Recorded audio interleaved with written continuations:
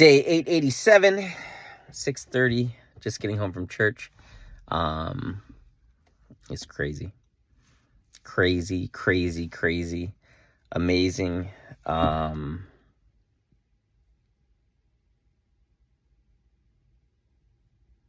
Yeah. There's a massive shift that is going on at church. And I was like at the altar praying. I'm like, God, what do you want me to do? Like, what's your will, God? What's your will, God? And there's like a revival happening at our church. And he said, I want you to be a part of this. And I just started like crying.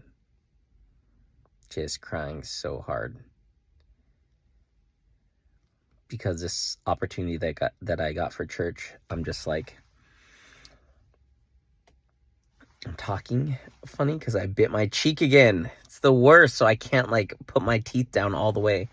But it's so distracting when I'm trying to talk. But the opportunity I got at church to be the director of connections, which is responsible for all the new people that come into the church, all the new people that get saved, and all the people who become volunteers. Like, I literally can't imagine a more important role in a church other than a pastor. And I was just taking it like lightly. Like, you know, I sent a presentation and spent like an hour and a half or 2 hours on it, and that was it.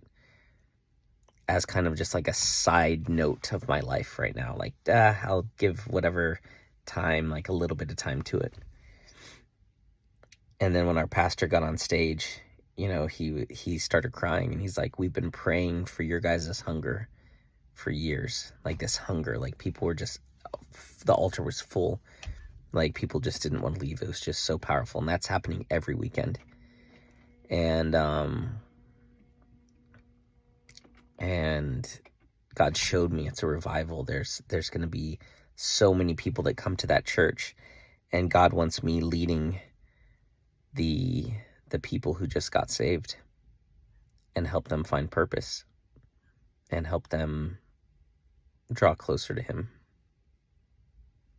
And so he showed me all of that, and he said, I want you to be a part of this. And I just started crying because I just knew like it was the truth.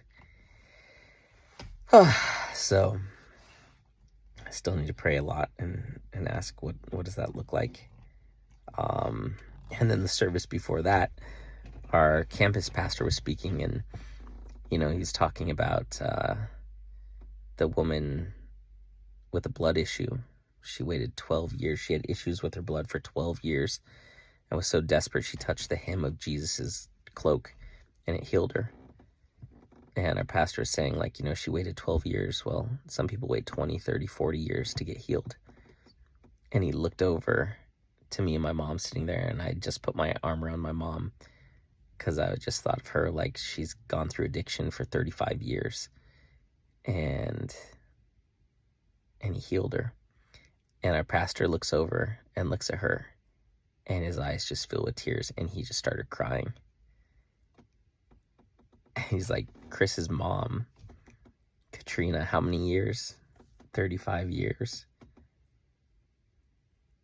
And I'm crying, she's crying, our pastor's on stage crying. Like, I've never seen him cry before. Like, just, I've seen his eyes get teary, but he was like tears on stage, just looking at her, talking about her, just like, you know, and looking at me, and I was just crying, just like, wow, look what God can do. 35 years of addiction just delivered like that. That's how good Jesus is. And that was the first service. And during that service, after that moment, I just prayed, and God said, Chris, remember who I am. You know, you're trying to do all this on your own. You're getting overwhelmed. You're getting stressed. You don't know where to turn. It's like, remember who I am. I delivered your mom from 35 years of addiction instantly. Remember who I am and what I can do, and stop focusing on who you are and what you can do. Stop focusing on your ability and focus on my ability, because it's your inability that's stopping you. And it was just like such just, and that was just the first service. And then the second service, our pastor's dad spoke, and he was just powerful. And then at the end, I'm standing at the altar again, and God just shows me this is the beginning of a revival. And he said, Chris, I want you to be a part of this. This is what I want you to be a part of. And it was so hard because I'm so focused on building a business outside of the church.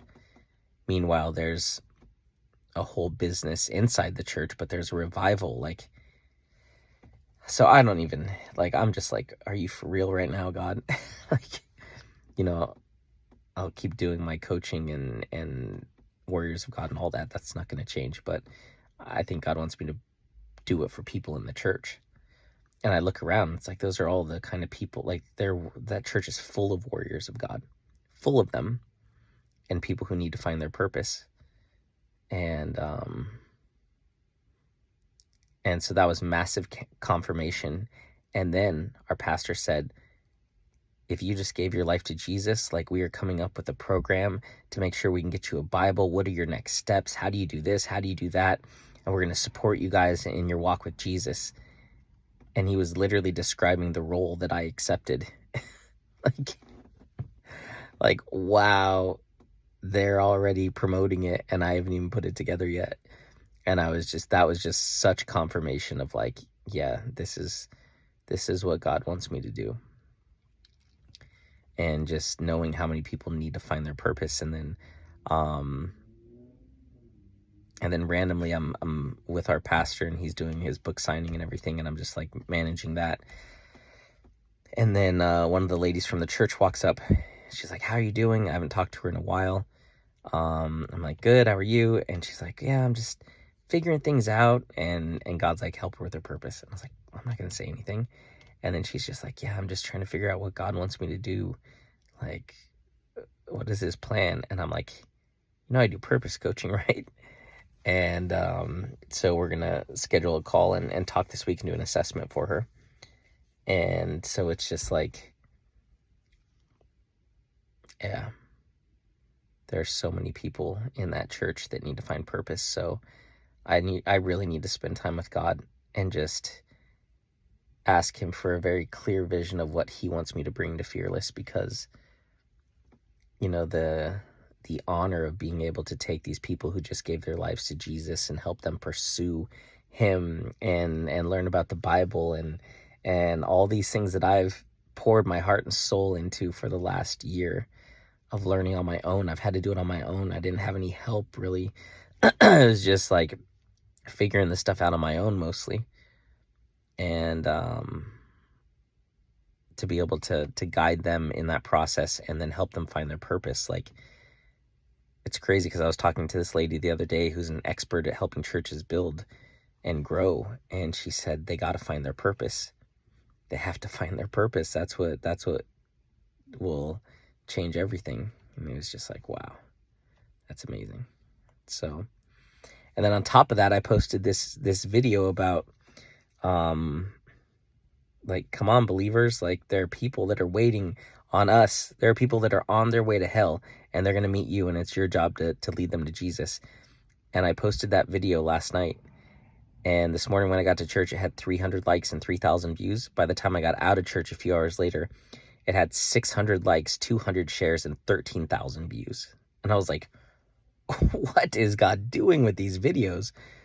And starting next week, I'm going to have a girl at church. I'm doing her purpose coaching, and she's going to do my social media, and she's going to do all the videos and post and do all that kind of stuff. And so it's just like, wow, God's really doing something with these videos. It's crazy. So, yeah. But I really just need to lean on him in a way that I never have before. And then after that, I went to lunch with my mom, and I did the first part of her purpose coaching. And I wasn't going to because I was just tired after church, and I was driving, and God said, you better help your mom. And I'm so glad I did. And I was thinking, like, no client is more important than my mom, and I make time for my clients. How would I not make time for my own mom? Like, I've been wanting her to find her purpose for years, and now she's finally excited about it and wants to find it. I don't have to force it on her because her life has changed so dramatically, and she's ready. And so we sat down and I went over her identity, her lion and her sheep, and it was so powerful. And she was so good at it. She's so freaking smart. It's crazy. So yeah, it was amazing. And to see who she really is deep down inside was just beautiful. So yeah, it was an incredible day. And I just need to pursue God deeper, deeper, deeper. So yeah, just totally like, man, God is just, he's doing things, and I'm just hanging on for dear life. Yeah, when I was at church and I'm feeling what's going on, I'm seeing what's going on, it's like I need to lead these people. Like, there are people in this church that I'm meant to lead, a massive group of these people in this church that I'm meant to lead and help them find their purpose and help them become warriors and all of those things. Like, yeah, just crazy, amazing, unbelievable. So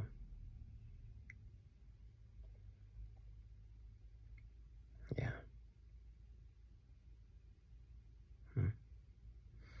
So I'm gonna go lay down and relax.